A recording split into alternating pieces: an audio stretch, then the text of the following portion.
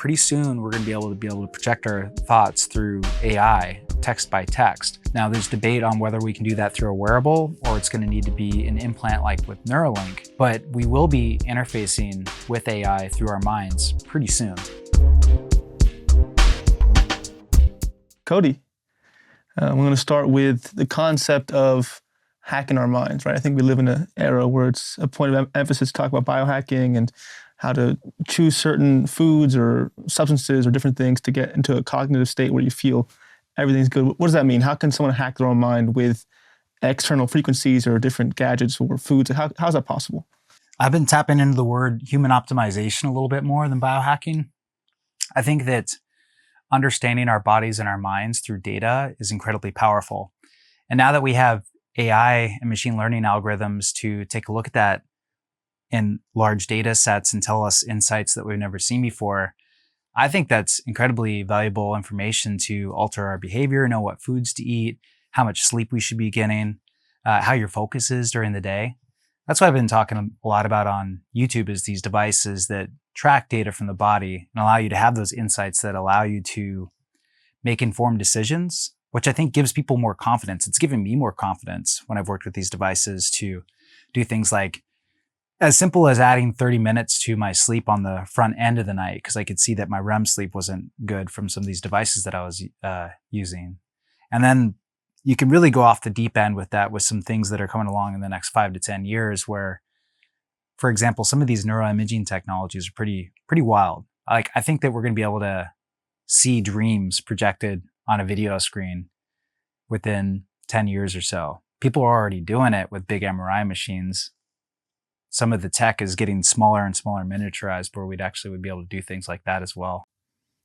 Where else do you see this going? Like, give me a picture of like where the tech is right now. Like, for example, like what can you actually quantify? Like, what can you sit down and quantify and say, I'm getting feedback on this thing, and this feedback is helping me improve in these ways. Give me some like insight into that, and then lead into where you think it's going to go, like full-on sci-fi movie level in like 10 years. Yeah, great question.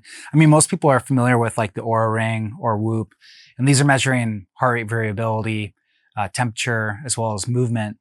And that's what I would call peripheral biosignals. So if you think of your finger, right, it's got certain signals that the ring can pick up. But the best way, and Oura tracks sleep. So it's trying to track those finger signals to understand your sleep. Whereas if you had a brainwave device, like I brought one of them with me, like the Muse Headband I talk quite a bit about, it's got this soft band and EEG sensors, electroencephalography sensors, that are on your skin and can pick up your brainwaves. And as you slip into sleep, those are the first signals to change. So you can more accurately figure out when someone just fell asleep, or if they're in REM, or if they're in deep non-REM. Those sleep stages are important for understanding how restorative sleep is. And you don't get as good of metrics from the ring or the wrist bracelet. So understanding how you're sleeping can do several things. It can provide insights towards when you should go to bed, how long you should be in bed to get full restorative sleep so that you feel energized during the day and at your full peak performance. But we can do other things that really within the last year haven't been able to do before. Because neuroscience has been somewhat democratized through these devices, like you have to think about how neuroscience experiments were done in the past. They recruit 20 people, they go into some lab at a university, they get their brainwaves analyzed, and then you have a set of 20 that, took weeks to acquire. And then you have, even like 5 or 10 years ago, not even any machine learning capabilities of looking at that data. It was more visual human inspection and playing with the math and trying to figure out what was coming out of that data. Now we have much larger data sets, like tens of thousands of people wearing these devices at night, machine learning algorithms that are able to identify biosignals from the brain that the human eye or mind can't even pull out of the data just because of how complex they are. And then assimilating that information, we can do things like determine the age of your brain. So Muse has this new metric coming out called brain age, where they can take a look at both your sleep and also your meditation sessions, because it's a neurofeedback meditation device as well, to tell you the age of your brain. And the way that they were able to do that is there's certain signals like alpha frequencies are a certain slower brainwave that you go into when you meditate. But alpha is divided into several different levels of frequency. So how fast the wave's actually oscillating and where the peak power is actually varies with age. And they've been able to find that through these data sets. So that's an example of where we're at right now, is really using this brainwave data to assess the quality of your sleep, your brain age, how well potentially you're meditating, although that's up for discussion. Like, what does a good meditation session actually look like in terms of brainwaves? Improving focus. There's another device coming out this year that I'm very excited about. I think it's going to really change how we look at these technologies in the mainstream. They go by Neurable, and they have these headphones coming out that can detect how well you're focusing. So imagine working at your computer and tracking how well you're focusing. And we're all probably going to be terrible. Quantifying that. Right, exactly. And that's one of the demos that they've been showing quite a bit. They were just at Forbes 30 under 30 and a lot of other big conferences, is that the demo, the person is on the computer working, and then a notification comes up on their phone. They check the notification, and you can see their brainwaves just go haywire. And again, it's machine learning algorithms that are putting together that information, because it's not as simple as, oh, your beta increased and your alpha went down. Like, the signals are complex. And I think it's a powerful perspective, because you often hear in researching, because I have my issues with ADHD, like the severity of task switching, right? Like working on an article, working on an email, or being in a meeting, and then everyone does is switching to, New York Times, or looking at this new movie that came out's trailer. You feel it in your body, like, oh, this is affecting my focus. But I think putting the data to it, seeing like, oh shit, like my brain really just got fucked by doing that, will make big differences. Do you know what I'm saying? I think when we have that feedback, it's going to hit us more, of being like, wow, this is really not okay. This is really affecting me at a deep level. Yeah, or, for lack of a better way of going about it, if you had to take medication for focus, you at least could quantify how well it's improving your focus. So there's different techniques of obtaining brain data. The electrical patterns are somewhat difficult because we have our brain, and then there's the cerebral spinal fluid around it, and then our skull. So what happens to the electrical signals is they get really spread out. It becomes a problem when AI is trying to analyze what's going on with that data. Another way of doing it is through an MRI machine, where you actually have a large magnet and you send these radio pulses, and you can see the blood flow, like functional MRI. That's the most accurate for blood flow tracking, but there's another technology called FNIRS, where you can shine a red light laser. It'll go through the skull and the cerebral spinal fluid, scatter, and based on the scattering patterns, be able to look at the blood flow of the brain. Now, the reason why I'm bringing that up is that some of the most wild studies right now are being done with the functional MRI machines, the machines that cost like $3 million. That's where you get people that are going in and getting their brains scanned with the fMRI scanner and watching like 40 hours of YouTube videos, and then compiling that into a machine learning algorithm, then going into the same scanner, right? And being shown completely new videos, and based on the patterns in their brain, projecting what they're seeing. It's the most bizarre thing that you've ever seen. It's like AI compiling this image of what they're showing. So it literally is reading their mind through these blood flow patterns. Do you think we'll be able to telepathically communicate eventually?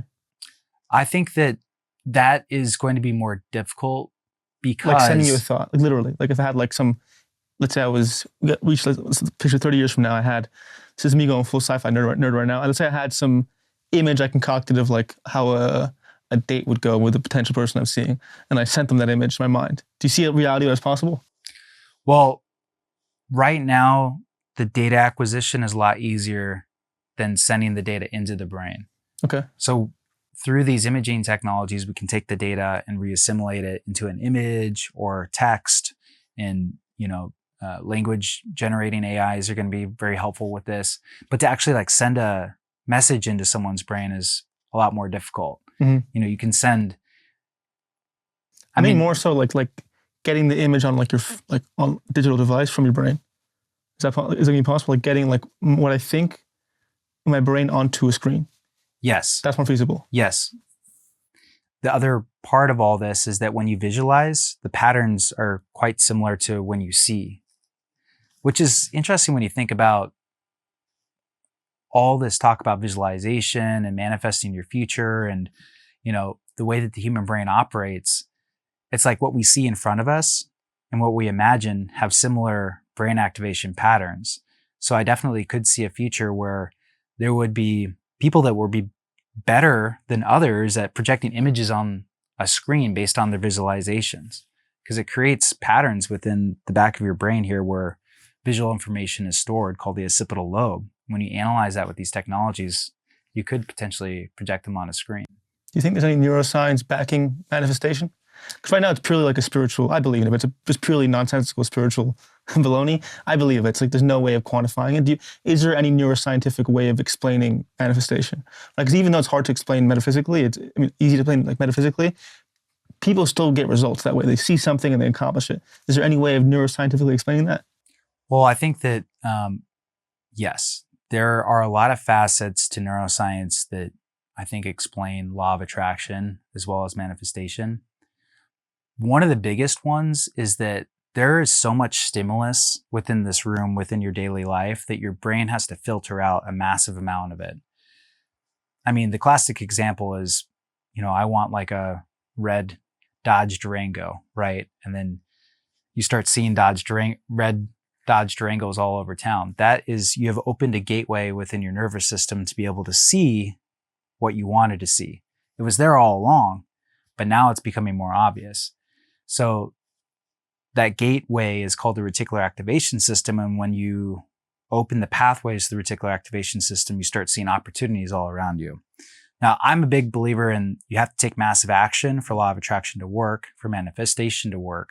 But just seeing the opportunities alone, I think, is a huge part of law of attraction, don't you think? Oh, for sure. I'm against the movement where it's just like speaking into existence, just like imagining it.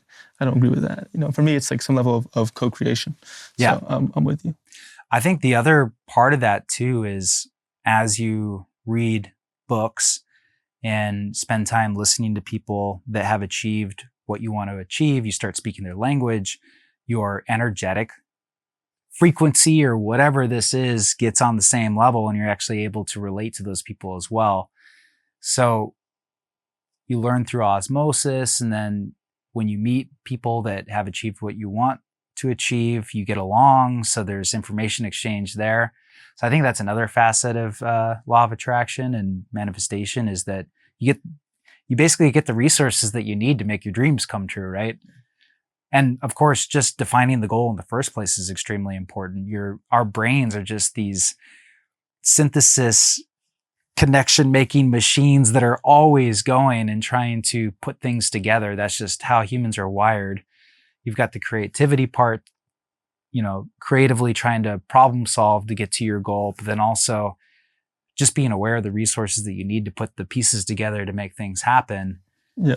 I mean, I think if you really want to go superficial neuroscience baseline level, I think everything that they do talk about in law of attraction is actually quite explainable in scientific terms in that way.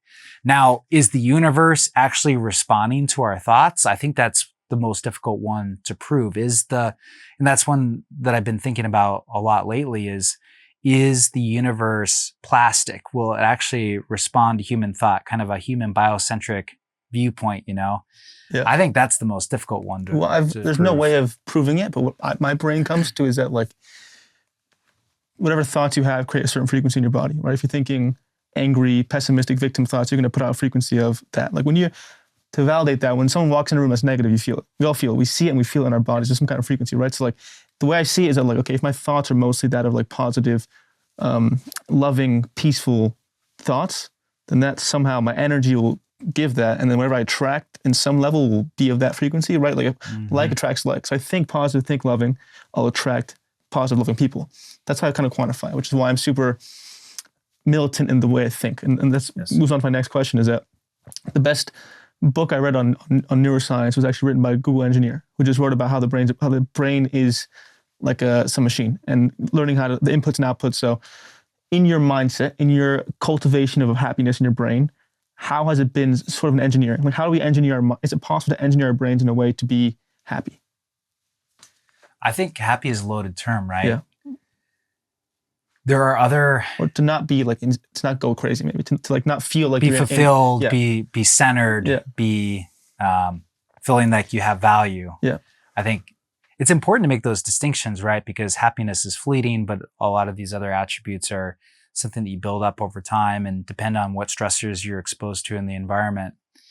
And what I've found very interesting about neuroscience is that the latest wave of understanding of how our brains work is called the connectome. So you have all these different parts in your brain that are connected to each other, and based on how they're communicating represents different states of mind. Here's how the connectome looks when we have internal thoughts and we're just thinking about ourselves all the time. Here's how the connectome looks when we're paying attention to what our outside environment looks. And it shifts in each individual person depending on what you're doing in that moment. So people that are depressed and thinking about themselves all the time, stuck in their inner monologue, get stuck in a certain circuitry, as opposed to people that are more centered and in the present moment and enjoying themselves. So these pathways can become thicker. The connections become thicker if you get stuck in certain pathways. But there is some neuroplasticity that can happen as well. Joe Dispenza talks about that a lot, right? It's like you can shift your energy, shift your brain into different states of being. Now, for some people, it's easier than others, and that depends on a lot of different factors. Probably some biological genetic factors there, but also a lot of epigenetic factors. Were your parents screaming at each other when you were a child? Was it a chaotic home? What is your relationship with your parents? These are all going to factor into how well your brain is able to shift and to adapt to adult life and the stressors that we come into. You previously mentioned the reticular activating system. That's something I've always thought about, of how you can go into what I think is a useful thing to know for people in this space. What is the reticular activation system? And the way I think about it is, how does it pertain to like your thoughts? Because what I see is that like, if you learn to focus on a certain pattern of thinking, if you learn to focus on like a very victimhood or pessimistic way of thinking, that becomes what you focus on, right? Like if you learn to look for pain, you're going to find pain. If you learn to look for love, you're going to find love. How does that work? How come like when we have that intention of like, we're focused on only looking for things not going our way, things will actually not go our way? How does that work with the reticular activation system? Yeah, there's this routing system in your brainstem called the thalamus that takes in all the sensory information and only lets a certain amount of it through. I don't know if anybody's quantified how much actually gets through, but I imagine it's something like 10% of the information of the stimulus that we take in. So our conscious minds, our neocortex sitting up here, gets fed all this information through our thalamus.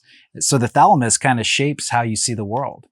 And it's a two-way communication too. You can kind of train your thalamus to like focus on certain things through the reticular activation system. The RAS is sort of a part of that pathway of the thalamus. So a person over time can train themselves to see the world in a different way based on what they're focusing on. How can one do that, right? Like, let's try and come up with a plan, right? Because it's one thing to say, knowing that's possible. How can we do that? How can we actually train our brains to focus on a different way of perceiving reality? Because I've done it myself. I've gone from being a complete victim and seeing how everything's not going my way to focusing on what's right versus wrong mostly. Like I've done that work, but I've done it from a very like just philosophical perspective. Is there a neuroscientific approach to hacking our reticular activating system?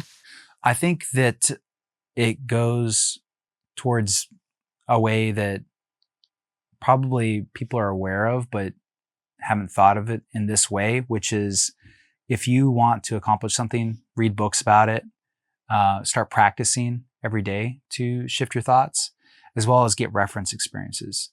So let's say that you are trying to get into real estate or something like that. You want to go to conferences, you want to meet people that are doing it, you want to read books about how to do it, shift your view about what it is to get into real estate. And that would happen as well as if you were into spirituality and you went to a meditation retreat and that type of thing as well. So practically, what I recommend is a morning routine can be very helpful.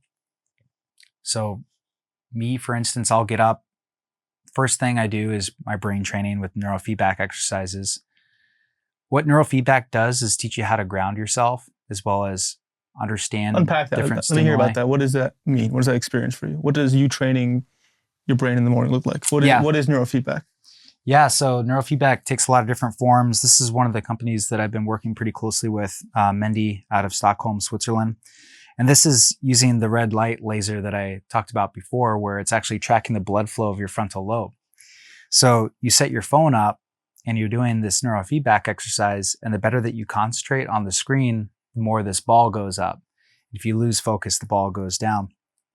So this locks me into sort of focus mode early in the morning. And I find that when I do that, it actually activates those attention circuits in my brain. And when I follow it with a meditation session, my meditation sessions usually go better as a result. Another thing that I'll do is prime with journaling before. So I'll sit down and write out in past tense what I want to achieve. So like by 2025, Cody was on so-and-so podcast, and then I'll imagine that, and then I'll take that into my neurofeedback and meditation training. So I'm rewiring my brain in that way. Imagining what the future will be like, stabilizing your attention with focus, and then bringing a lot of positive, vibrant, energetic energy in with meditation. And then once all that has been done, revisiting the visualization. Because again, I don't have scientific proof for this, but I do believe that meditation opens up a lot of these pathways and makes your brain more plastic. Isn't there some scientific proof? I went to Brown. The only useful class I took was a neuroscience class on quantifying the effect of mindfulness. So we took like EEGs, fMRIs, all these things to measure someone's brain while meditating.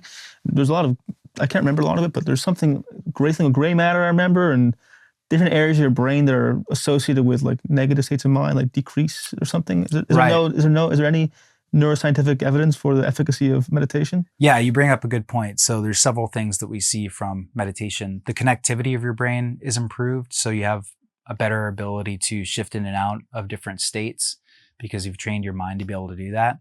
Another part is going back to that one circuit that I alluded to earlier. It's called the default mode network. So if I'm sitting here thinking about me, my problems, all the things that are going wrong in my life, that internal monologue that's incessant, that really can get people to not only have anxiety, but chronic depression. Meditation teaches you to step outside of that default mode network. Because if you think about it, if you have a meditation object like your breath, you're paying attention to your breath, or people use different energy centers in their body, and that's what my practice is right now. It's a Kriya Yoga inspired practice. Joe Dispenza talks about this in his book quite a bit, where you have the energy chain in your central nervous system, activate all the different energetic points that people would traditionally refer to as chakras, and then circulate that energy. You can create these different points of focus within your awareness that hold your attention. So it's amazing what happens when you do with your mind when you're holding your attention on a certain point of light or your breath, and how that gets you out of that default mode network into the present moment. And then weird things happen. You get these surges of energy. You feel euphoric, at least I do, very centered. Sometimes I feel like there's two magnets on the side of my head where it holds my attention, like sandwiched in a specific point of light. And through that, you start to get a feel of what the nature of the universe actually is. It's this living, breathing, and energetic thing. And I think that going back to the neuroscience, we see improved connectivity. People are able to shift out of default mode network easier. There's been a lot of debate on the different brainwaves that come up with energetic meditation. I think one of the best examples is when Daniel Goleman went to Nepal to put EEG sensors on Nepalese monks, and they saw these huge gamma wave spikes in the brain. Gamma waves are the fastest oscillation that we're aware of in terms of brain waves. So there was some really interesting findings there as well. So the bits and pieces are coming out. It's just that there's a lot of different types of meditation. So there's a lot of debate on what the best biosignals are, what type of meditation it is. My question would be, if you have an answer to it, like what's the minimum necessary to see change? Like, is it 20 minutes a day? Like, what's like the standard for predicting that there's going to be some positive change? What's like the minimum you have to do to create long-lasting change? Is there a minimum? Like, is there a practice you recommend? Well, if you're just getting started in meditation, there's a great book called Peak Mind. Amisha Jha, she's down at University of Miami, just came out with this book last year. And those studies were great because what she showed is that just 12 to 15 minutes of mindfulness training improved the performance of special operations in military. And specifically what they were looking at was resilience to intense training as well as their marksmanship. So these special operations would, do their physical tasks and be put through sort of a boot camp scenario, and they'd also be shooting targets with firearms as well. And what they found is that 12 to 15 minutes of mindfulness training improved their ability to hit the mark, which was one of the first times in neuroscience that someone's been able to definitively show that mindfulness training actually will change your performance in a high intensity environment. So if anybody is looking for sort of a practical step-by-step how-to for mindfulness, take a look at Peak Mind. It's a really good book. Have you ever thought about what, like when I've meditated, the thing that I focus on that perplexes me, I have my own theory as to what it is, but when you reach a state of complete focus in meditation, in that flow, and you realize that you are not you, that you are the observer of your own reality, that there's like, if you're not your thoughts, what are you? And then like, have you thought about the neuroscientifically, who are we in the sense of like, if we're not our thoughts, what are we? Like what's actually going on here, right? There's like, my own theory is just the spirit and yada yada, but like, what is your conclusion to that? Like what actually goes on and we're witnessing ourselves, but we're not ourselves? I think back to some of the great self-help authors like Napoleon Hill, who talked about the brain as this conduit system for the universe. And when I look at neuroscience and the connectome, what I see is the brain achieves these different patterns of resonance. And let's just say the universe is this infinite sea of energy, right?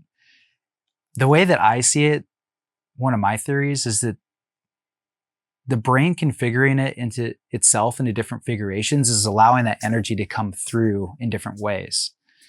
So it's a very, very simplistic way of saying our mind is a filtering mechanism that's tapping into some kind of sea of energy that we can't necessarily see, but we can communicate with, or at least get a sense of when we meditate and we step outside of ourselves. And that those different patterns coming up based on what subjective state we're in allows that energy to come through in different ways. Mm-hmm. Yeah, I still like confused about the exact nature of it, because it's like, in terms of the perception piece, like I think, are you ever into like quantum physics at all? Is that something you got into? Yeah. Like how in the sense of like, this is just all vibrating energy in a way. Right. But we see it as real. Our brain like encodes it as reality in some way. Have you ever thought about that kind of thing? Or even the mind is creating what's in front of us. Yeah, I think it goes both ways. I think that there's a physical reality that our brain is filtering and making sense to us. But there's also some kind of responding mechanism. It's like we are creating as we go a little bit. And it's somewhere in between. I don't think anybody's truly figured that out yet, or at least if they claim to. It's the most fascinating thing to think about and talk about, right? I spend too much of my hours wasting in a mindset being like, what the fuck's going on here? I think that's like the human experience. We'll never know, I think, until the show's over or not. But going back to the neurofeedback piece, I'm just curious as to, like, I did it for people who don't know the story. Actually, that previous guest of mine, Lana, she, for about a couple of months, she put this neurofeedback machine in my brain, hooked up to me, and I was watching some game. I had to focus on this ball. So I was like moving around. I couldn't lose focus. And she was yelling at me, don't think. And I was just looking at this ball for like hours on end.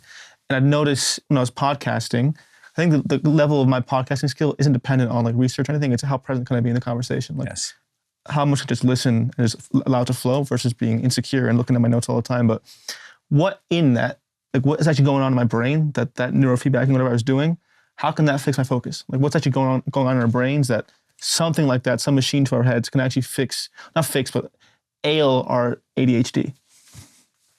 Going back to the talk about circuitry, right? Your brain will show a certain pattern if you're paying attention to what's in front of you based on, or versus getting distracted and going back into your head, right?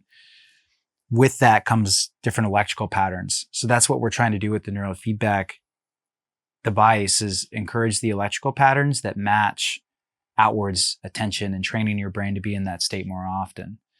We can do that with a couple other states. There's relaxation, which is more alpha waves. The paying attention to out in front of you is more beta waves, but it's still very rudimentary. Like if you think about what I was talking about before, these electrical signals get spread out just by the way that our brain is protected in this helmet, which is our skull. This stuff is going to get so much more advanced because instead of getting this third-hand information from these tiny amplitude electrical signals that are coming from our brain, pretty soon we're going to be able to use technology like FNIRS. There's some talk of using ultrasound actually to be able to do this, to more clearly see that circuitry and say, oh, they just went into that attention circuitry. Oh, they just fell out of it.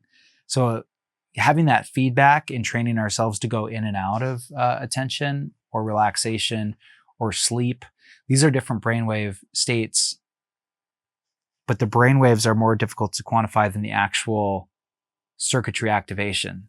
Yeah. So what I'm trying to say is really the renaissance of neuroscience is going from this third-hand electrical stimulation measurements to actually seeing how the brain is activating and taking it from there. And that does a lot of things. That provides training for people through neurofeedback exercises, that allows us to understand the efficacy of different medications. It allows us to make diagnoses more clearly, because the DSM is just a mess right now. You know, if you look at like what psychiatry is, it's just this hodgepodge of different, this person said the they're DSM experiencing this one. The DSM almost killed me, literally. Yeah. Just being, I don't know if I was misdiagnosed, but the way I was diagnosed and prescribed quite literally almost killed me. Right. Yeah. Yeah, it's unfortunate. And I think one of the reasons I went into psychiatry is that I felt like so much progress could be made during my lifetime. Like I've got 30 more years of practice as a psychiatrist.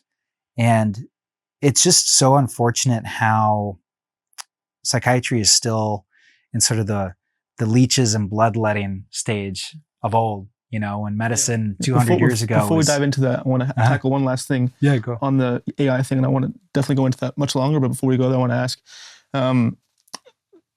you seem to be very positive and hopeful and enriched and lively about the potential of AI helping us with our minds. I more so veer towards the scared part of like, holy shit, we're letting AI into our consciousness in some way. So I'd love to go into what makes you feel that way. And is there any negative things you perceive?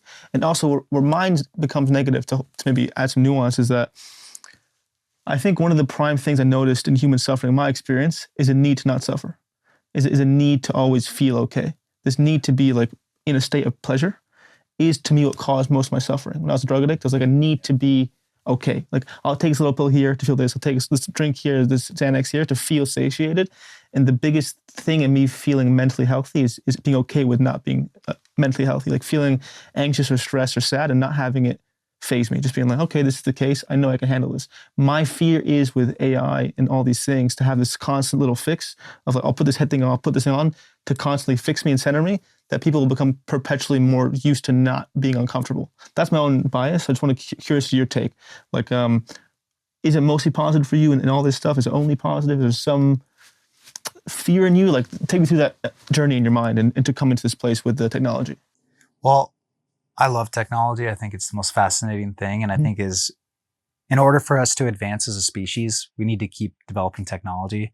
And honestly, it's just an innate thing that humans do. So I don't think there's nothing that we can do to stop it at this point. So that's kind of my premise number one. Okay. I would never think that we could forcefully stop the progression of technology. It's just something that organically happens from humans, and we're going to have to figure out how to, deal with it, whether that be through regulations or self-development, which I think is probably the most effective way of handling what's coming, because these are very powerful technologies. I mean, humans already have powerful technologies. We have the nuclear bomb. You know, how can this be utilized in different ways? It can be utilized for warfare. It can also power an entire city. So that's really what AI is going to be. And that's what AI, AI interfacing with neurology is going to be as well. One of my favorite books that came out this last year is called Battle for Your Brain by Nita Farahany. I had her on my YouTube channel, and she was in the news a lot this year because she presented at several really big conferences. And yeah, Russell Brand was talking about her. She was all the conservative conspiracy theorists were going off on her because she was talking about this very thing where these EEG technologies are coming along. FNIRS is developing at a fast rate. Pretty soon, we're going to be able to project our thoughts through AI, text by text. Now, there's debate on whether we can do that through a wearable or it's going to need to be an implant like with Neuralink. But we will be interfacing with AI through our minds pretty soon. How does that not scare you? Because of the input thing. I think that the output is a lot easier than the input. So mind control, I think, is a lot more difficult, just the way that the brain is set up. Because it's a distributed network. You can't just send an electrical signal into one area of your brain and be like, I want a donut, you know? Just you can't have input control you very well. It's going to be more of an output data thing at first. So I think we've got a lag period between thought projection and information, taking in information rather than thought control. Now, here's where it gets scary, right? If you have an algorithm that can track someone's focus, and this is already happening in China, for example, they have these hard hats with these EEG sensors that can track your focus. So they actually had it with train conductors were wearing these hard hats that could track their focus. So there's a lot of debate there about control issues, right? We're already seeing where companies like Amazon are tracking people's, work breaks and warehouses. What happens when the company can track your attention? So that's what Nita Farahany is doing right now with all her great work. Is she's actually an attorney out of Duke, a professor that is working with these different organizations to create neuro rights initiative before this stuff is coming down the pipeline. It's like each individual has a right to their autonomous neural data. And even some of the companies that I've been working with have implemented this already. Neurosity, this is the Neurosity Crown, one of the EEG devices. Actually, this one's kind of fun because Grimes and Pretty Lights have been incorporating that one in their live shows with music and projecting brainwave patterns on the screen behind them. But they actually have really gone through great lengths to ensure that your brainwave data is stored on the device, only on the device, not uploaded to the cloud. It's encrypted. So there's already steps being taken to protect your neural data. And beyond that, it's anyone's guess, but it's controversial for sure. Yeah. So I'm going to take you about because I trust what you're saying, and I don't disagree with anything you're saying. I'm just going to point out my fear to see if we can, because it's probably universal, to see if we can find a solution to not feel afraid. I think fear is one of the most devastating things to the human psyche. So I'm a little bit of the more conspiratorial type, the way I think, full honesty. What my brain goes in is that if there's something implanted in our brain, that there could be some form of, I realized one of the biggest hacks I've learned about my mind is that reality is just what we perceive it to be, right? It's just all our powers as human beings in our perspective. Whatever we perceive to be true is true, even if it doesn't match reality.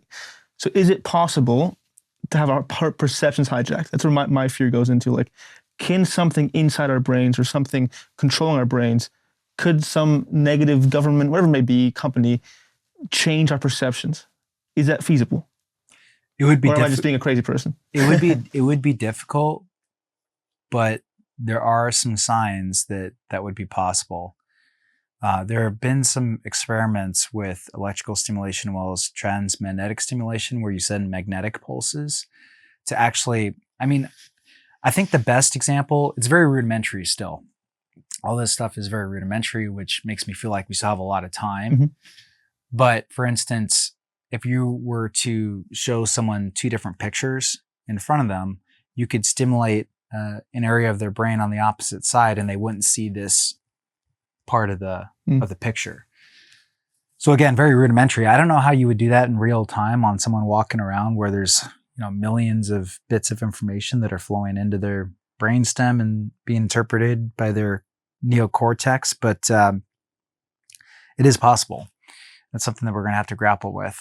Yeah. I never really wanted to go the implantable route. I think that Elon and Neuralink are doing important work. I think the main applicable area for that development is people with paraplegics that are paralyzed and can't move and need to move mouse cursors on the screen. That's really the best way to get that direct electrical signal so that you can control a robotic arm or a mouse cursor is implantables. But yeah, having something surgically implanted to me, I probably won't ever do that. And I don't think we need to. I think that the wearables are going to get advanced enough to where we can get a lot of the But then the data is it from possible for the wearables? So you can take it off, basically is what I'm saying. Is it possible for when you have the wearable to have something alter your perceptions?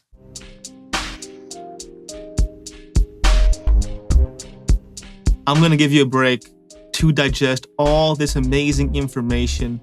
And in this break, please comment, like, and subscribe. Thank you. Not with much finesse. Okay. Not with much finesse. Like I said, if you do so it... that's a dystopian idea. Right. Currently, it's a dystopian thing to believe that that's possible. I mean, anything's possible, but I'm talking about like 500-year span of that being able to be possible. All right. For me, it's just like, I think because my brain veers towards the conspiratorial side of things. Yeah. Like, sometimes I'm right, sometimes I'm being crazy. So this is a good one for me to be like, all right, then fuck it. I appreciate the question because I know a lot of people watch my videos on YouTube and have these thoughts. And where I'm at right now is, like, it's going to help you get data on your sleep. It's not going to be doing mind control anytime soon. So I don't see why. I see the work that Nita's doing with the Neuro Rights Initiative is important to get it established now. But even with exponential technology, even with Moore's law, increasing computing power every 18 months, even with us being on that exponential curve, I don't think we have anything to worry about in the immediate future. Okay. I think it's more about acquiring data, diagnostics, teaching us about our brains. So you're so positive because you're focusing on the potential or the ability to give us feedback that highly enriches our quality of being. Yes. That's why you're hopeful. Yes. And I think one of the people doing that so well right now is Brian Johnson, who we were talking about a little bit earlier. He's the $2 million a year diet guy, entrepreneur. But what's interesting is I went out to meet Brian in Culver City probably about 6 to 12 months before he sort of blew up on social media, because his other company is Kernel, which is a helmet that does FNIRS, which is the red light laser blood flow pattern tracking helmet. It's like $100,000 helmet. So I went out there to make a video about it and take part in one of their research studies and talk to him a little bit. And he's all about data. It's like we have all these different diet fads and different ways of doing things. And I think one of the take-home points we can get from a lot of the wearables that are coming along right now is, for instance, you have blood glucose monitors, CGMs. One of them is called Levels. If you have a CGM in, you can actually see how your body actually responds to different foods in terms of how your blood sugar is spiking. You can get genetic tests now that look at how long your telomeres are in your chromosomes to see if your health and longevity work has been paying off. And that's going to come along with the neuroscience as well. You can see if the meditation, if your sleep is actually paying off in your brain health. And, Muse is on the frontier of that with their brain age metrics. And I'm sure Kernel is working on something similar where you're getting your brain age analyzed. So that's where I'm at right now. It's about data, analytics, analysis, and understanding. And just like people have all these different opinions on what diets work, people have all these different opinions on what mental health care works. Should you sit and meditate and journal and take care of it yourself, or should you go in to see a psychiatrist and be prescribed an SSRI? I think it's different in different cases, Mm-hmm. but you don't know for the individual person if you don't have any data. And that's really what it comes down to, is like data acquisition is the most important part. My hope is that we have enough data acquisition by the time we get to 500 years from now, where mind control actually is possible, that we've developed and matured and self-actualized as a species to where hopefully that won't be a problem as much I as do it is believe now. mind control is possible already, but not in this technological way. I think it's done through hypnosis and some form of like TV stuff, you know, Yeah. like the news, the way the news works. Like, definitely there's some form of hypnosis available. And that's why I think my focus goes into I spend too much time thinking about like how the mainstream media or any movie or anything like alters your perceptions to believe certain things in life. That's what I focus on, is how that's possible. That's why I'm concerned about, okay, what if tech gets stronger? They're doing it through a fucking TV show. How can they do it with this? But what you're saying for me is like, okay, it doesn't seem too possible. Well, it's such a broad topic. It's Yeah, like, sure. Can you make someone more receptive to information by stimulating a part of their brain? And the answer to that is yes, you actually can. Yeah. So if you're talking about like, I'm going to press this button and you're going to think about pizza, maybe that's not possible right now. But could I gently stimulate your brain with magnetic pulses to make you more receptive to TV advertisement? That's probably actually possible right now. And I believe there's been some experiments done on it. Or like stimulating something in the brain that releases fear. Yes, man, you really do go down the conspiratorial fear-based. But yeah, I mean, if you had a direct access to someone's amygdala, you probably could stimulate it and get some fear response. But I can tell you that's probably a lot more difficult than actually, showing them something that was scary visually. Yeah, no, for sure. Let's now shift a little bit into the psychiatry side of things, because that's something I'm super fascinated in. And I'd love to hear your take as a psychiatrist. Like, where do you lie? It's a broad question. Where do you lie in the psychiatric spectrum? Like, are you someone who believes or adamant on like always medicate, always prescribe medication? Are you more so about, okay, traumatic history, yada, yada? Like, where do you lie on the psychiatric plane? And probably more pertinent, what do you see in the current psychiatric field that's causing more harm than benefit? Yeah, I think that almost anyone can improve without medication. I think that if they're highly motivated and can learn new skills like meditation or journaling, and then also work with the therapist to explore different things that are bothering them, can be very helpful.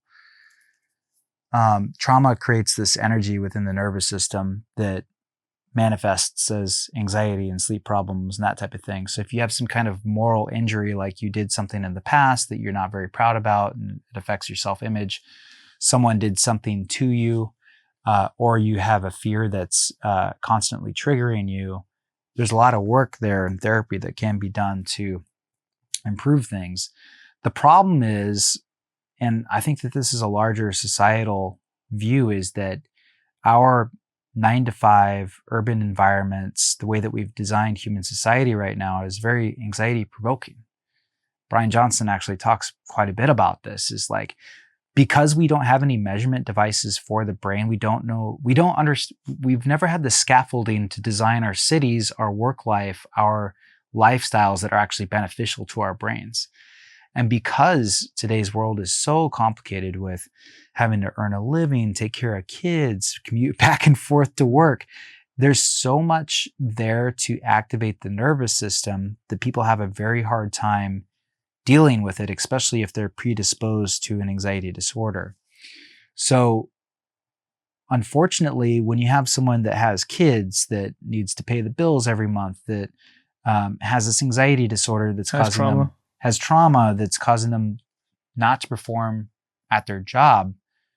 I mean, some companies are coming around, but most work environments, yeah, they'll let you take a couple of days off here and there for your mental health, but they're not going to completely change your work schedule. They're not going to say, okay, we can reduce your hours to 25. Do you really think things will change, right? Because I agree with you, right? That humans need some kind of quantifiable data to change behavior. I agree with you. So if we had everyone start having, as a part of the doctor treatment, having a brain treatment, seeing all the insights, that it could lead to change. However, where my mind goes is that we have data on obesity, right? We have all the data on obesity. Right. We're as fat as ever, right? We're still going with McDonald's all the time. So it's like, I hear you and I agree with you, but it's like, at what point is it actually going to cause much change? Well, I think that it's very difficult. And I think going back to the obesity issue, it's the same thing where it's like, man, you walk through some of these airports, all there is to eat is just terrible I can't eat food. airports. I try. Yeah, I can never eat there's airports. nothing there. Yeah, you have to go in to get some jerky. I talked about this on my video blog today. Like you have to get like the unsalted nuts if you want any sort of nutrient. Yeah, nuts and jerky. That's what I eat. Yeah, exactly. With the mental health thing, and the point that I was going to make is that unless you're an entrepreneur, unless you can control your own schedule, you are subjected to a serious amount of cognitive load that people can't escape. And because of that, these psychiatric medications are becoming more and more prescribed.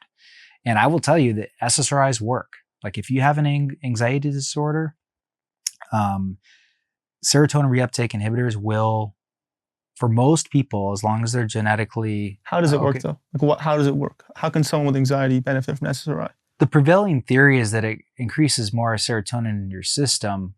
And serotonin, for the most part, makes you feel at peace and at ease. It also protects you from stimuli. So let's say you have PTSD and I was going to show you a trigger. What happens is your nervous system goes into fight or flight mode.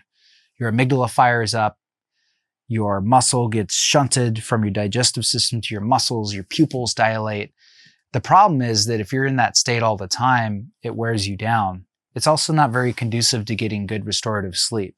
So people can't sleep, their energy levels are down, they're worrying all the time, they're stuck in the default mode network all the time. What an SSRI will do over the course of a month or two will make you less subjective to that stimuli. So because you have a little bit more serotonin in your system, you're not put into fight or flight mode as easy.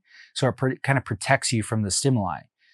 And it also allows people to get better sleep because they're not so wound up. They haven't released all these cortisol and other hormones all day from just being stressed out from their daily life.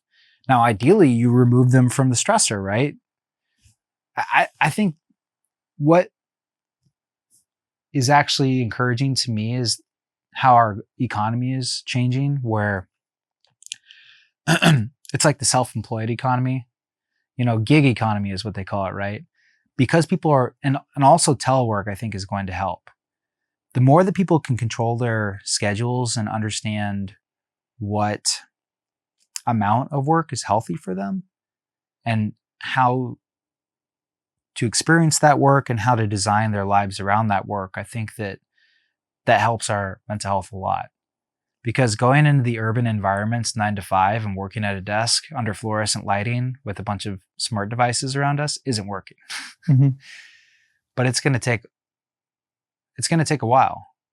I think that certain individuals that are self-sufficient, smart, and can get out of the matrix, and I noticed your quote on the door there, it's like escaping the matrix, man. The way that things have been set up, it's good for overall human productivity up to this point, but with our technological advancements, I think that we're going to see huge shifts in the way that people are working. And a lot of that has to do with our mental health. Mm-hmm. So on one hand, I think it's going to take a while for the general population to catch up, but I do see it with a lot of entrepreneurs and other people that are finally being able to take control of their own lives in the gig economy and create their weeks and their schedules in a way that's conducive to their mental health. It's happened with me. I mean, that's exactly what's happened with me over the last couple of years.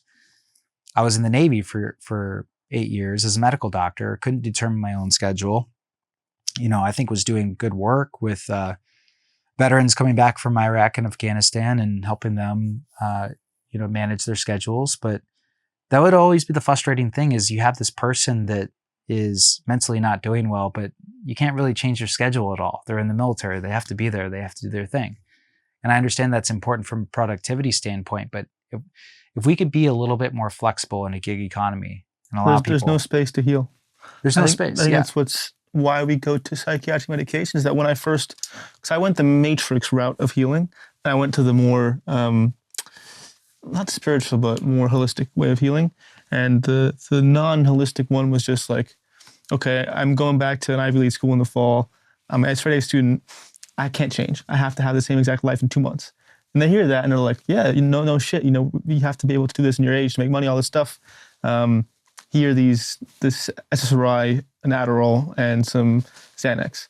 I was, oh, and it's going to fix me? Yeah, you'd be good. And I was good for a bit, but then I wasn't. Well, that Xanax is killer. But why I'm saying that is that like, when to actually heal, we need space. And it's impossible nowadays, right? You can't be unemployed for 2 months. You can't miss school for a semester to heal. Like in my experience, I'm so grateful that I'm, privileged enough to have had, a year to heal, to actually just be able to sit with like, okay, I've been seriously traumatized and depressed for many years of my life.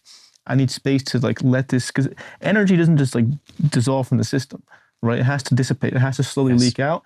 And that takes time. And we live in a validating what you say, we live in an era where we don't make time for that, right? Or else you're dead, literally, not dead, but like you can't feed your kids, you can't build your empire or whatever men like to do, or it's tough. So I just can't, what do you, like, do you agree with that statement? And do you think there's a new way out? Like, how do we actually go about it? How can we start creating space for people to heal? Absolutely. I experienced that in my own life, right? When I was getting out of the Navy, I had a friend pass away, like my best friend drowned in 2021 or at the end of 2020. And that combined with me getting out of the military was extremely anxiety provoking. I had to go on Lexapro for the transition. Like I was waking up with just surges of adrenaline going through my body. And it made me realize that we're actually conditioned for this 9-to-5 lifestyle and going to work every day. It's very difficult to deprogram yourself, because I noticed when I got out of the Navy and I was just sitting in my spare 4th bedroom, working on my YouTube content and being like, wait, I'm not seeing any patients today? Wait, I don't have to go to any meetings today? What the heck? My nervous system was all over the place. Yeah. That's where doing some of the neurofeedback work helped me immensely as well. And I was able to get off Lexapro after being on it for about a year. And part of what was really helpful, I don't know if you've read any of David Hawkins' stuff, Power versus Force.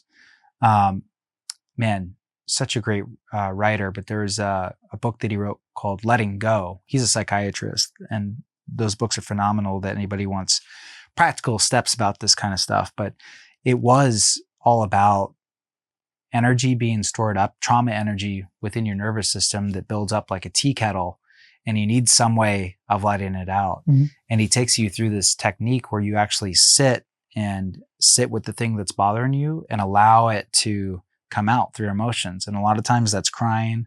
A lot of times that's just letting the energy, the anxiety dissipate. But you need that space, like you were talking about, in order to do that work and allow that to happen. It was a very practical, beneficial way of, because I had a wedding. I got married at that time. I was getting out of the Navy. We were moving to Las Vegas from Chicago. I was launching into my YouTube career and starting my neurofeedback coaching program. There was so much going on that I didn't have any time to process what had happened to my friend.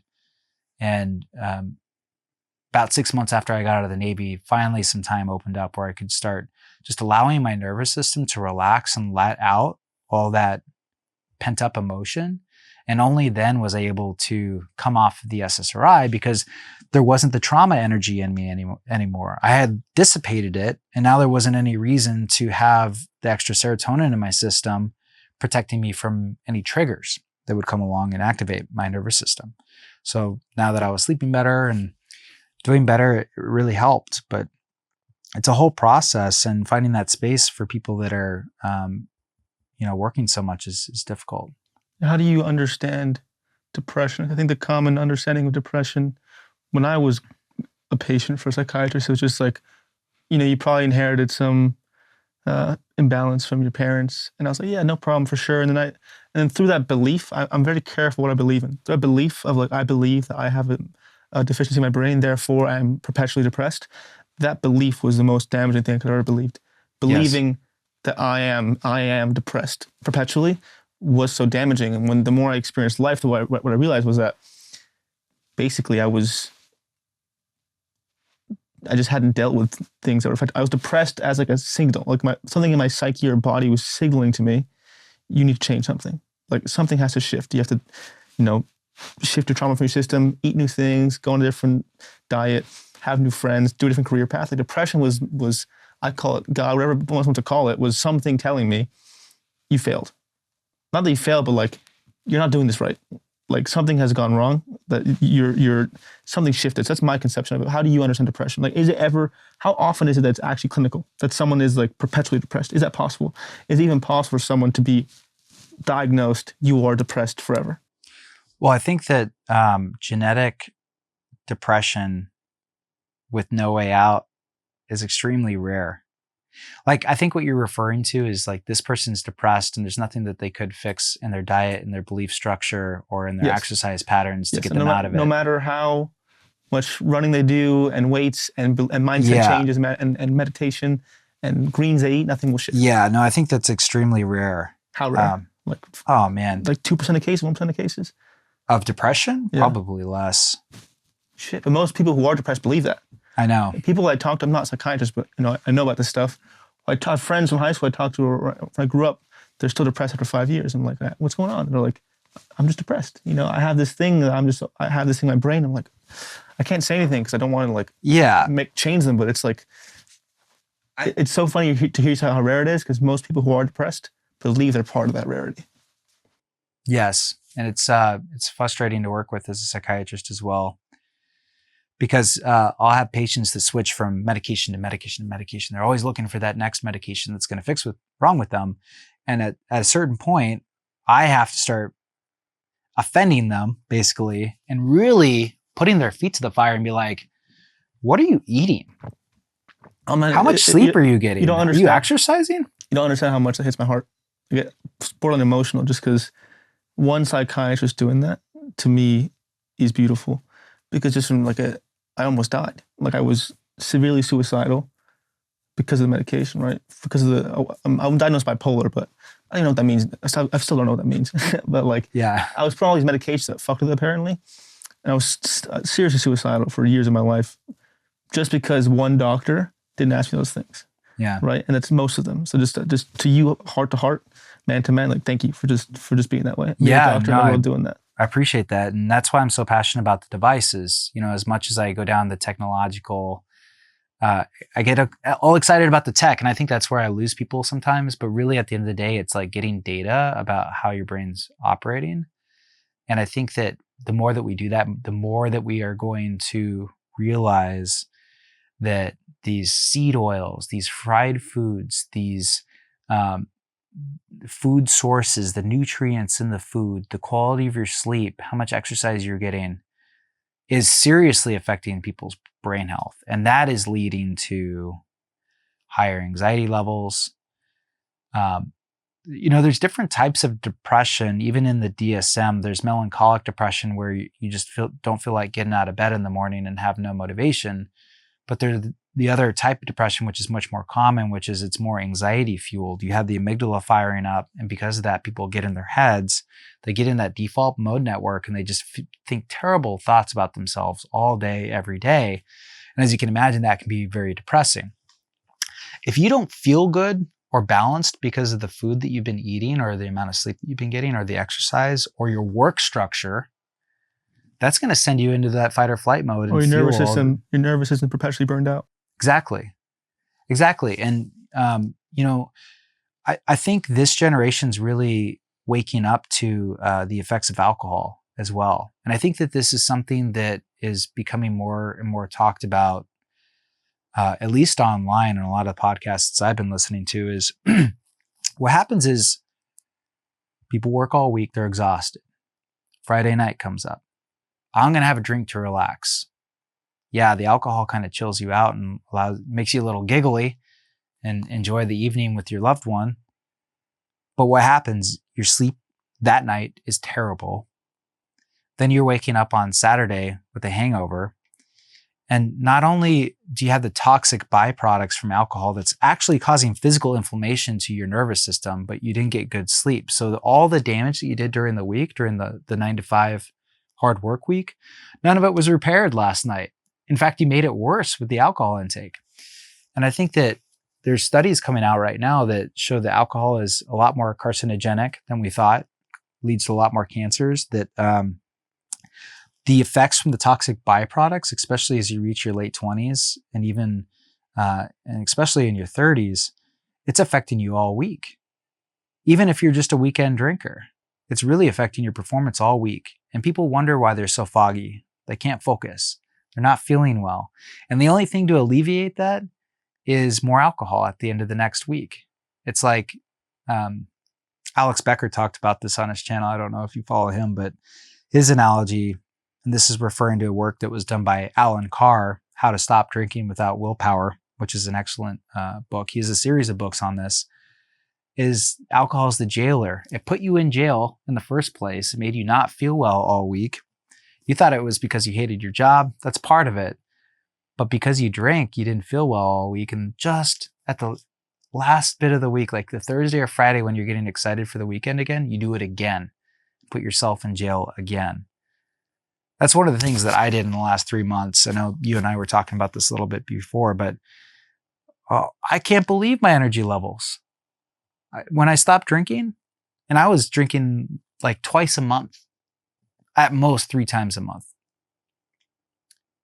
It'll be in the evening, and usually I'd be like winding down exhausted, but I'm just like exhilarated. I'm like, okay, what else can I get done by the end of the day? Playing with my daughter, doing different things around the house, getting better sleep. And it's just amazing when you cut alcohol out, how much that can help. One of the main reasons, I think there's an addiction piece of alcohol, or there's genuine addicts who have to stop, but the main reason people don't stop is because they're too scared of not fitting in. That, yes. This insane culture likes to engage in socialization or base it around alcohol, right? The alcohol is a key ingredient in social interaction, which to me is just wild. Like, no one ever sits back and is like, the way we socialize as human beings is through a potent drug that can kill us and cause us to be aggressive and brings out the worst human traits. We choose to socialize around that. And for me, once I learned that, and I was like, I kind of got disillusioned by it, where I was like, this doesn't make any sense to me. Then I stopped. Now that I can go to a restaurant, or I don't party that much, to a club or something, and friends are drinking, I'm just like, I really don't give a fuck. Like, I have no desire at all to just drink just to fit in. What am I fitting into? Yeah. I'm fitting into a fucking insane system that depends social interaction off alcohol, right? If you can only make friends based on, if you can only base your friendships around alcohol, the only way you can connect with someone is through alcohol, it's not a good connection. Yeah. It's not a friend worth having, right? If you can't sit down with someone sober, engage in conversation and stimulating, they're not your friend, right? Like, we can't base our interactions off of a drug that's fucking us up. So I noticed that in me too. Like, when I think of drinking alcohol now, I get like actually the emotion of disgust in my body, which is helpful, because I'm like, why am I pouring that poison down? Yeah, that's what it should be. What do you think was the turning point for you? How did you eventually get to that point with alcohol? Well, I was an alcoholic. So it reached a point where I was addicted to, so I was drinking on top of Klonopin, Adderall. I was drinking on top of that. I reached a point where I was like, I almost died multiple times. My heart was just like slowly fucking beating. So I reached a point where I was like, I should have been dead multiple times. And it's like, in my mind, I call it spiritual intervention, divine intervention, but it was like, I'm going to die if I don't stop. So that was like the addiction piece. And then once it hit like a year or two, and I do believe that addiction isn't permanent. I think that it's a cope mechanism for trauma. Once the trauma was released, I wasn't addicted to the alcohol. So I drink, but just like I drink because I was at a party, or I was with a girl I was trying to seduce her, impress, and she was drinking. And I reached a point where I was like, the only reason I'm still doing this is to fit in. Yeah. And then I realized, like, but fitting in then means I'm hungover. My capacity for intellectual engagement is diminished. My life force to be purposeful in what I want to do in my life gets diminished. The only upside is 10 minutes of pleasure. And it's not even that good, right? It's like a little bit, exactly. And I have a headache, like, fuck it. I had a college professor of mine is a neuroscientist. I had him on, and his way of talking about habits, he studied it, which is, I go back to my mind, is like, in your body, feeling 2 paths before a drink, right? One path is like, no drink, wake up fresh with my kids, eat breakfast, my day is good, and then go even further, a year of that behavior, versus another path. What's my morning like hungover? How am I treating my wife, my kids? How am I going with my purpose? A year down the line. And a year down the line, what kind of person am I with alcohol? And you feel that in your body, and there's no choice. Once you feel viscerally the comparison of both, it just becomes like learned. I love that. Yeah. Rob Dyrdek talks a lot about that, where it just reverberates through every aspect of your life. And if you look down the long term, it's just not worth it. Um, I think the fitting in part is interesting because I think that one thing that I've realized in the last year or two of being a YouTuber and an entrepreneur and not working in a hospital anymore is like, I'm weird. Mm-hmm. I am no longer like most people that go to work every day during the week. And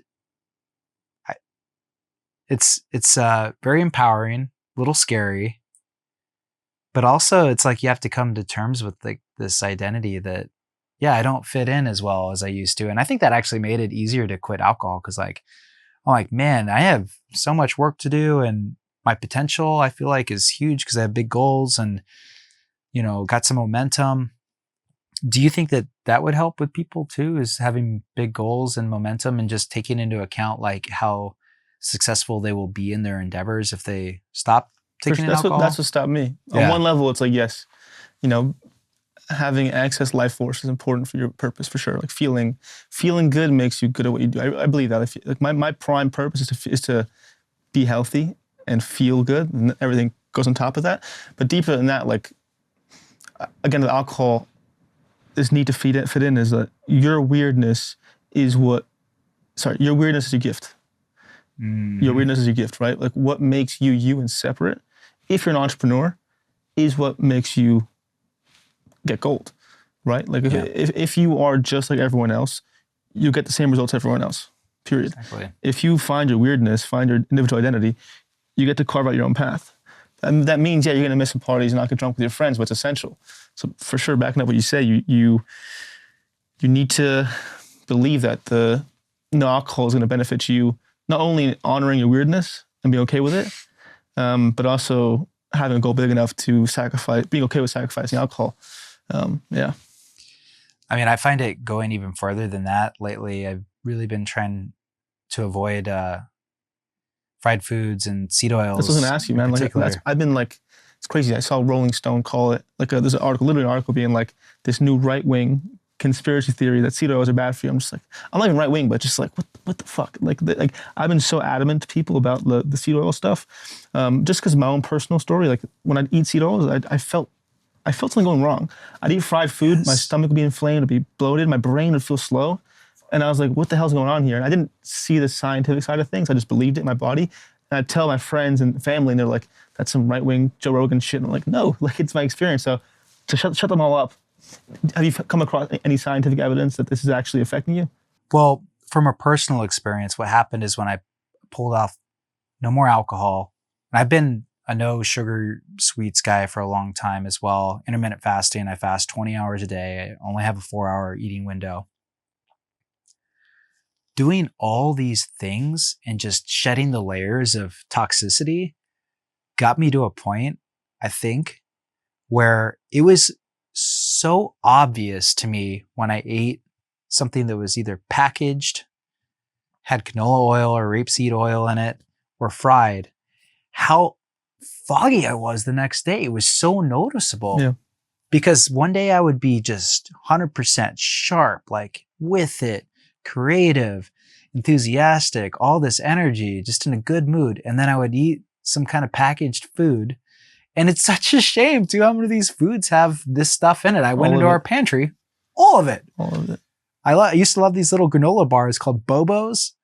Those were like my favorite little treat after dinner. And first thing, you know, like became aware of seed oils. First thing you look, canola oil. It's like the first ingredient.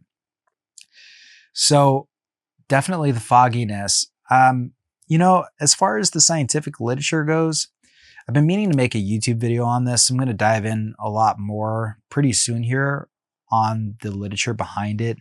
There's some really good YouTube videos out there.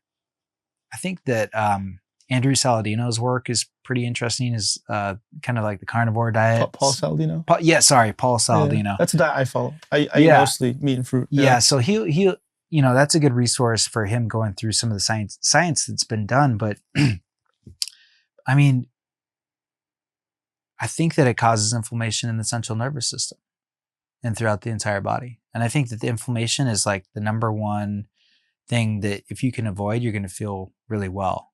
And I saw something, again, this is not my world at all. I read a lot, I'm just trying to remember what I've read, but something along the lines of like, isn't there a part of, is it membranes, a part of your brain that's like made of fat? Yeah. That's like connecting. The lipid bilayer. Whatever it's called, like it's created by the fat you eat. Oh, the myelin sheaths around the neurons. I have no idea. Something in the neuron, like something that communicates, whatever part that is made up of fat. Yes. And it's dependent on the quality of fat you eat. So it's like if you eat shitty fats, like seed oil, is the efficacy of it isn't as strong as if your fat sources are like high quality olive oil, good butter, and you know. Yeah, I mean, apparently we can't digest these seed oils properly, and it's causing inflammation. And you're 100% correct. You know, just like these electrical wires in the studio, they have the rubber or plastic around the wires themselves that improves the electricity going through the wire. And neurons of the brain have the same thing. It's the axon, it's the cell body, it's wrapped by a myelin sheath that is fatty. And I've been becoming just increasingly paranoid about what I eat, because it's kind of like the alcohol thing where you realize instead of me just having this plate of fries affecting me today and tomorrow, it might actually be affecting me all month, which sucks. No, I don't want to eat like a plate of fries. Yeah, they're good, but like, are they like worth a full month of fogginess? You can still have fries. You can still like bake them, use like olive oil, or you know, like you can still have them. Good point. You know, you don't have to like these foods aren't limited to just like KFC, McDonald's. So you can get a baking sheet, cut up some sweet potatoes or potatoes, put some olive oil in it, and it's good enough. Well, I'm hoping that, and I think that they will. The food companies are going to catch on, because I know a lot of people. There's no way. But don't you think I'm much more pessimistic than you? I can tell from this conversation. Yeah. But like they profit off this shit. Like they profit off of like convenience packaging, right? Like they want to save time and make it as cheap as possible for profits. We live in the most capitalistic country in the world, which I'm a fan of, right? But it's like they're only focused on maximizing profits, and there are laws in the U.S. other countries don't have that allow them to like cheat us on ingredients to get the product out faster and save on money, right? Like avocado, olive oil, butter is more expensive to create. These little packaged things have very cheap food that makes it so easy to be profitable. So unless the system changes, it's like it's hard to expect food companies to create like Doritos or Tostitos to create like healthier stuff. No, I think that there always will be junk food, and it's gonna, go to the lowest bidder. But I just hope that because yes, the companies do produce the food, but the consumer buys the food. So if the consumer buying habits change, that's the argument, right? Are there enough people that don't want this seed oil crap in their food to band together and their buying purchasing power to influence is there enough, new companies? Though? Like people really don't give a fuck. That's the question, yeah. And I think it comes down to, I think this is like the base level, how much awareness you have in your system. And I mean that in two levels, right? I think that on one level, you need self-awareness first for like being a decent human being, right? You don't want to be checked out all the time on like an NPC. On a deeper level, like you need to be aware of how you feel. Yeah. Like truly. Like it's like even though it's tough and can make you neurotic in many ways, you need to pay attention how you feel when you after you eat something or read something or are with someone, right? Like you and I are the way we are because we ate McDonald's fries or, Doritos and felt awful, right? But people are too, I don't know what's going on. They're too protected in their mind, or they just don't want to go there. They don't feel it. Like they don't feel the difference. In my opinion, they already feel awful. Okay. They don't know what feeling good feels like. Okay. Because of all the layers that they're already under. They're drinking alcohol on the weekends. They're working, they're overworking themselves. They're eating all these crappy foods.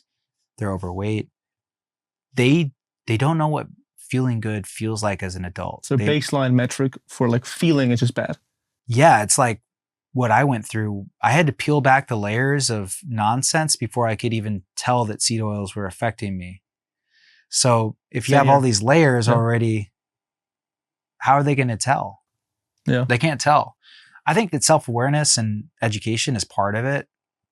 Meditating, and I think I don't know about you, but I think meditation is kind of like the canary in the coal mine, because it's such a unique state of mind. It's very sensitive to influences. So I like meditation in that fact is like, if I eat seed oils or drink alcohol the day before, I'm probably not going to have a very good meditation session. So I think that's part of it, is building self-awareness through those types of self-awareness practices. But honestly, I think like a bigger factor is probably that they've never felt good before in their adult lives. They haven't felt good levels of energy since they were teenagers or even earlier. And So because what of breaks that, them then? What can lead them to becoming aware they don't feel good? That's where my awareness thought came in, is like, you have to be aware that you're not feeling good. How does one go about that? How can someone start feeling into that? How can someone gain consciousness of the fact that they are not feeling good? Like, where does it start? For someone maybe listening, they're like, I don't know if I'm feeling good or bad. Like, where does one even begin in that journey of saying like, okay, I'm not feeling great? I think that's a very complex question. I think that most people don't feel good. Yeah. And if they are not feeling like they're on their personal path to self-actualization, that things are holding them back. Like, one of the most common questions I get is like, how can I be more motivated? Like, motivation is a constant issue for people. It's bullshit though. It's an illusion. I don't understand it, to be honest. Well, I understand it from a psychiatric perspective, but like for me, I'm motivated maybe 5% of the time. Okay, so you're on that side of the spectrum where you don't feel like you're very motivated a lot of the time? No, like I just learned that it doesn't matter if I'm motivated or not. Right, you get the work done. If I want to create a life for myself, like I just have to do it. If motivation comes, great, I'll use it. But if not, like I have to do it anyway. I just learned to not depend on it. It's not like a thing I depend on. Gotcha. I think we need more words in our English language, honestly, to describe motivation. Because what you're describing is different than, because I agree with you. If you were to frame the word motivation in that way, I mean the feeling of it, like yes, feeling like a desire to do something, to do the thing you want to do. To me, it's motivation. It's feeling. Let's say you want to work out. So you say the plan is to work out, and your whole body is like juiced up to work out. Or you like your whole body is ready to work out. That is motivation. Or like you feel like so aligned with it that you're gonna do it. But what's your conception? Well, at some point you only have a certain amount of glucose brain juice per day to make decisions and create habits. So I think that we only have so much motivation per day. And if you've utilized that motivation over the course of years, you've built good habits, like what James Clear talks about in Atomic Habits. Great book as well. So although you only feel motivated 5 to 10% of the time, you've used that motivation, what little motivation you had every day, to build good habits to get to where you're at now. You've got this awesome podcast studio, building your audience, becoming a self-actualized person, working on yourself. These are things that most people are not doing. So what's happening to that 5 to 10% of motivation? There's something blocking them from taking action on that motivation. And what I'm saying is, it's. Say, I have friends who identify as depressed. What I hear you. What I'm trying to say is that they need the somatic feeling of motivation. Like they need to feel like the up-level energy, the desire to do something. Right? Let's say they're a student and they have an essay assignment. For them to write the essay or to do something like that, they need to feel the motivation to do the essay, like the bodily sensation to do it. Yeah. What I'm arguing is that, like, for anyone who isn't depressed, like me or other people, I think the result of action makes you happy. Like feeling like you're doing things that add to yourself create the happiness, right? So like I know that I know that the results create a positive feeling in me. Like progress creates a good feeling. yes, That's my metric. But like I realize that like if I only depend on the feeling, it's like non-permanent to create the action that causes the result, I'm fucked. It's only comes sometimes. Now I've learned that, okay, I just have to do the things every day, no matter how I feel, because I know that the result of having done the workout, having written the thing, having done the podcast, the result of that added up makes me feel progress. Yes. I think we're on the same page. We're kind of... It's different language. It's difficult, right? Because it's like kind of chicken before the egg. And that's why progress, habits, and momentum are so important. It's like momentum is really helpful, because I think that you and me at this point, compared to people that are just starting out with their own personal life missions, there's been a level of habit creation as well as a subconscious understanding that action is going to create good vibes, if you will. And I think that what you're describing is that your friends haven't made that subconscious connection yet. They're looking for that motivation, that energy, that positive reward before they even start the action. And that's why they're not getting the feedback that they need to make any progress. That's what it is, yeah. Which most people deal with, honestly. Like, again, whenever I talk to someone, it's the same question you get is, I don't feel motivated. Yeah. It's always that. Anyone who struggles with depression, it's just that question, I don't feel motivated. Right. So, I mean, coming full circle back to your original question, right? Why are people not feeling good? I do think that there's enough brain juice per day to get started. But if you don't feel well, like, I think back to when I'd be hungover. Was I really doing much that day? I would do a couple of things, but I wasn't very motivated to do that. I didn't have the brain juice. I didn't have the creativity. I didn't have the vision to start the process of the day. Maybe I had enough momentum from the weeks, months, years behind me to actually get something done. But if you're starting from scratch, you need that initial boost. And if people's biology is all effed up from eating terrible foods and not taking care of themselves, then how are they going to get started, especially if they're getting up there a little bit in age? And by that, I mean, most people consider starting your career to be around in your early 20s or so. And although I am a full believer that people completely transform themselves, change their whole life, and achieve anything that they want to achieve, even starting in their late 30s, it's going to be more difficult just because your brain juice isn't what it used to be. You've already kind of had bad habits established. And then if you're not taking care of yourself, it can be all that much more difficult. Yeah, I agree. To close this all off, back on what you say is that it's really important to start your day correctly, like you're saying, right? Like when I started my day, just burning dopamine on social media, scrolling, yes, complaining, burning my energy incorrectly, the whole day would just tank, right? But when I kind of do things that build up that positive sensation or feeling, like an ice bath, meditating, you're playing that game, like building this foundation of positive life force and chi, and then going from that place, it's so much more powerful than like doing what you can to destroy it and then trying to build it back up after. I've noticed that. That's the same strategy for you, like building up this like positive momentum or life force initiating the day to then go the day with, versus just like destroying it and then going from that place. Yeah, I love that explanation you just gave with the chi, the energy force, the life force moving in that direction.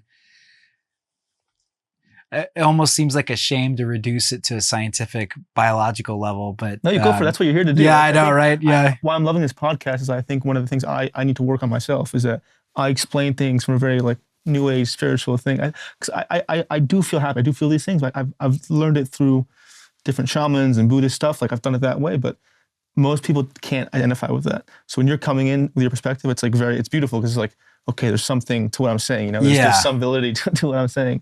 Yeah. Well, I mean, the most obvious example is if you go into fight or flight mode early in the day, you're going to have all this release of adrenaline and catecholamines and cortisol in your bloodstream that's going to affect you all day. Like those chemicals are going to linger and cause you not to be as effective for the rest of the day until you've had that ability to reset at night through sleep and start the next day. That's kind of the obvious bodily example, but I think that it's true with the brain too, is if you get in certain modes, like, if you've been working on things and you're being really creative and you've activated that brain circuitry, you're going to stay in that mode for longer than if you started your day doom scrolling or playing video games or just getting stimulation, because now your brain's in receiving mode and it's going to be more difficult to switch into creative productivity mode later in the day. So I think that neurobiologically, there's absolutely, scientific underpinnings there about how you start your day with your morning routine and how do you keep that momentum going. that's why I like to fast for 20 hours a day, because I know as soon as I eat, I'm kind of in chill mode, it kind of clouds my brain. So I've been, not eating breakfast or lunch and then just consuming all my calories between 4 and 8 p.m. because that's what I find. I'm sharper all day, and then I go into rest and relaxation digestion mode, and it's more conducive to a productive day if I fast all day. So there's a lot of biological and neuroscience underpinnings to all this stuff that we're talking about. Yeah, for sure. No doubt. Thank you so much for giving that validity, right? I think that class I took in college started me with the curiosity of having conversations like this, right? Because it was very much like, my teacher was like a legitimate, like, trained Buddhist, but he was a neuroscientist, and there was legitimate evidence towards like what ancient civilizations and healed people have been talking about, with legitimate scientific evidence. So just cool to have this back and forth. And thank you so much for coming on, sharing your side of the aisle and being patient with me and my lack of understanding. And if you have anything to shout out, and your YouTube page, like what is it are you working on now that people can tune into? The YouTube channel called Tech for Psych is my main YouTube channel, and I talk about all the brain devices that I discussed today. I'm really excited. We're branching out a little bit into more other areas. I'd like to talk more about different metrics like heart rate variability and blood glucose levels, and a lot of other body monitoring that applies to mental health. So I used to be very just focused on the brain data itself, but as we discussed today, there's so much that influences your mind from your body, and more of a health and longevity perspective. So I'm getting testosterone tests. I'm getting my epigenetics tested through understanding telomere length. I'm going through all these different diet plans and measuring my progress. So trying to turn it into more video blog type style so that people will be entertained a little bit more through edutainment. And I'm really excited about it. But thanks so much for having me on the podcast, Lucas. It's been a pleasure. Yes, sir. Of course. Yeah.